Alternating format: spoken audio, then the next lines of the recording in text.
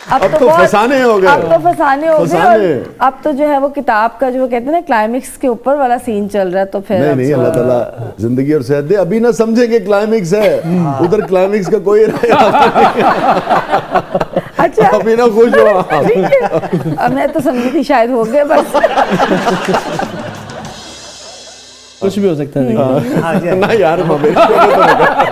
آپ ڈرانے والی باتیں سنا کریں. نہیں, ابھی ایک کلائمیکس باقی ہے. اچھا, ایک کلائمیکس کی گنجائش باقی ہے. اچھا, میں نے سوچا تھا دیکھیں بھائی میں ادھر نہیں جانے والا, تم بھی اس قسم میرے شو میں میرے سامنے.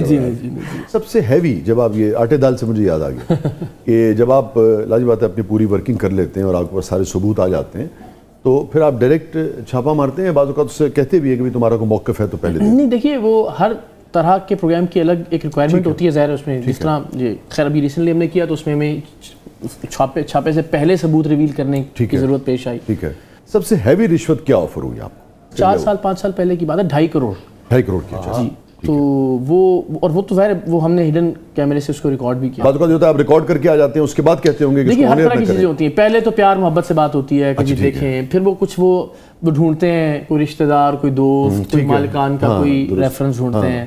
پھر اس کے بعد جو ہے نا وہ دھمکیوں پہ معاملہ آ جاتا ہے. اس بیچ میں کہیں پیسوں کی پیشکش بھی کسی طریقے سے کر دی جاتی ہے. تو 3-4 سٹیپس ہوتے ہیں جو تقریباً اب وہ طے ہے کہ ہر پروگرام کے بعد یہ ہونا ہے. آپ کے سوال سے میں نے مناسب سمجھا, میں بھی پوچھ لوں, آج تک کسی نے کہا آپ کی بیگم کے لیے ڈائمنڈ کا سیٹ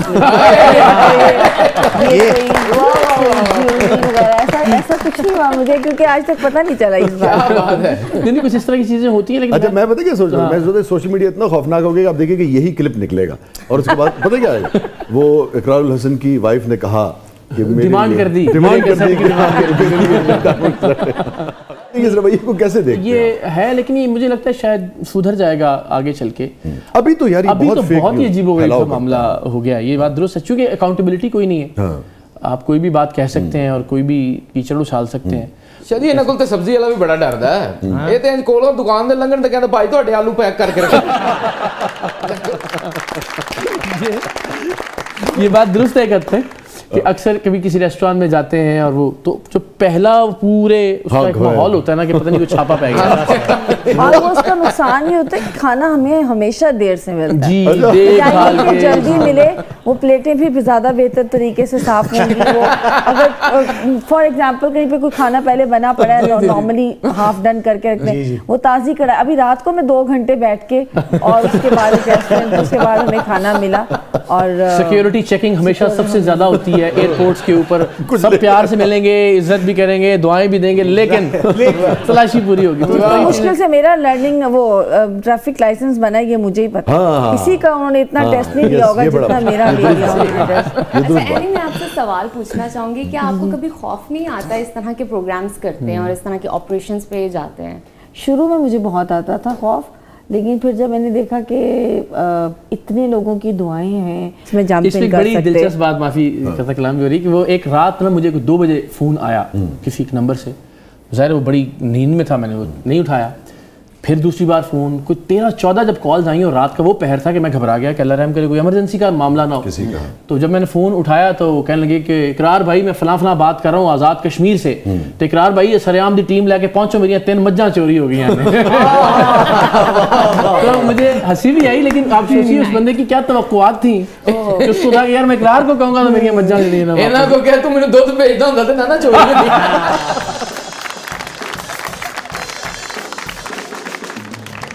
والدہ کی کیا وہ ہوتی ہے, کیونکہ ماں تو ماں ہی ہے. جی لیکن اب مجھے ایسا لگتا ہے کہ ظاہر اتنا ان کا وہ خوف والا معاملہ نہیں ہوتا. ظاہر دعاگو تو ہوتی ہوں گی یقیناً.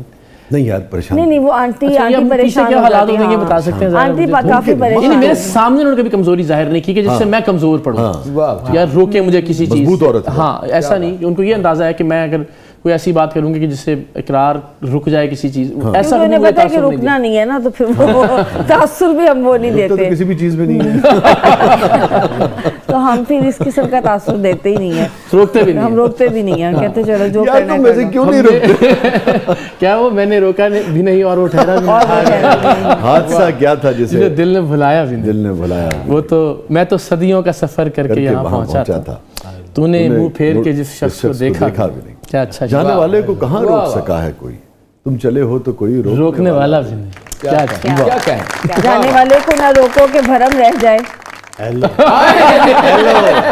تو بھرم رہنا زیادہ بہتر ہے نا. آپ کا جو بڑا خوبصورت شعر کہ یہ اچھا ہے کہ آپس کے بھرم نہ ٹوٹنے پائیں, کبھی بھی دوستوں کو آزما کر کچھ نہیں ملتا. یہ بھی اچھا ہے. اس میں ایک شعر اور بڑا خوفناک ہے. اچھا. ہاں, جگر ہو جائے گا چھلنی, یہ آنکھیں خون روئیں گی, ہاں وسیع بے فیض لوگوں سے نبھا کر کچھ نہیں ملتا. کیا بات ہے, کیا بات ہے. تو اچھا, لیکن اقرار یہ اس وقت ہم ہنسی ہنسی میں بات کر رہے ہیں, یہ بہت آسان ہے کہنا, اور مگر میں سمجھ سکتا ہوں کہ باقاعدہ ایک طرح سے آپ ایک محاذ پر جا رہے ہوتے ہیں, اور بہت لمبی چوڑی اس طرح کی سپورٹ بھی آپ کے پاس نہیں. جی جی. تو یہ اتنا آسان کام نہیں ہے, ہر روز چوٹ کھانا, ہر روز وہ کرنا. کتنا ہی آدمی, اب بہرحال وہ مائک ٹائسن جیسی تو آپ کی تربیت اور باڈی نہیں ہے نا یار, ایک مشکل تو ہوتی ہے نا. جس دن مارنا پڑے اس دن کہہ رہے ہیں یار آج کچھ دن اچھا نہیں ملا. یہ واقعی ایسا ہی ہے. مطلب جو آپ سوسائٹی میں تبدیلی کے لیے کر رہے ہو, میں سمجھتا ہوں اس کی بہت بڑی قیمت ہے. یہ بات درست ہے, لیکن اس کے بدلے میں پروردگار نے بہت نوازا بھی ہے مجھے, جو جس طرح سے پیار, جتنی دعائیں. اچھا, یہ بھی بڑے مزے کی بات ہے. آپ درست کہہ رہے ہو. آپ نے جو بات کی بہت اچھی بات کی کہ آپ نے کسی مادی اس کا ذکر نہیں کیا. جی. ایک سوال یہ بھی پیدا ہوتا ہے کہ جب مادی طور پہ آدمی بہت مضبوط ہو جائے تو پھر آدمی کہتا ہے کہ یار اب اس میں پڑھنے کی کیا ضرورت ہے. مگر ہم دیکھتے ہیں کہ آپ کے جذبے میں کوئی تبدیلی جو ہے وہ نہیں آئی. یہ بھی بڑی کمال بات کہ 10 برس میں اس شعبے نے مجھے مالی طور پر جو دینا تھا وہ دے دیا. الحمدللہ اچھا گھر ہے, بچہ بہترین اسکول میں پڑھتا ہے, گاڑیاں, جو ایک بنیادی سی اچھی زندگی. مگر آپ کا جو خطروں سے اور فائر سے کھیلنے کی جو عادت ہے اس میں کمی نہیں ہے. الحمدللہ, یہ بھی بڑی کمال بات ہے. مجھے چند واقعات یاد ہیں کہ ایک فضائی میزبان تھے, مجھے جہاز میں ملے اور انہوں نے مجھے لٹرلی آنکھوں میں آنسو اور کہنے لگے کہ میں اقرار بھائی روضہ رسول کی جالیاں پکڑ کے آپ کے لیے دعا کرتا رہا. اور وہ پہلی ملاقات تھی میری ان کے ساتھ. یہ اس لیے بالکل اس سے بڑی میرے لیے کیا بات ہو سکتی ہے. مجھے دیکھیے ایک شعر یاد آ گیا, میں اقرار کی نظر کرتا ہوں. میری غزل کا ہے, سفر میں عین ممکن ہے میں خود کو چھوڑ دوں لیکن, یہ تمہارے لیے جی, سفر میں عین ممکن ہے میں خود کو چھوڑ دوں لیکن دعائیں کرنے والوں کا سہارا ساتھ رہتا ہے.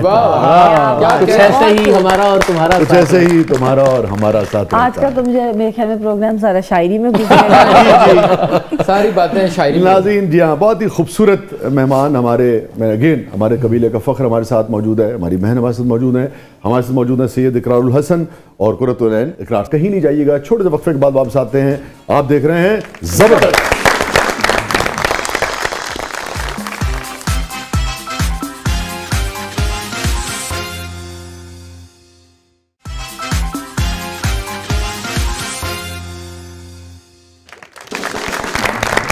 ویلکم بیک ناظرین, زبردست میں ایک بار پھر خوش آمدید. ہمارے ساتھ موجود ہیں ون اینڈ اونلی سید اقرار الحسن اور ون اینڈ اونلی قرۃ العین اقرار.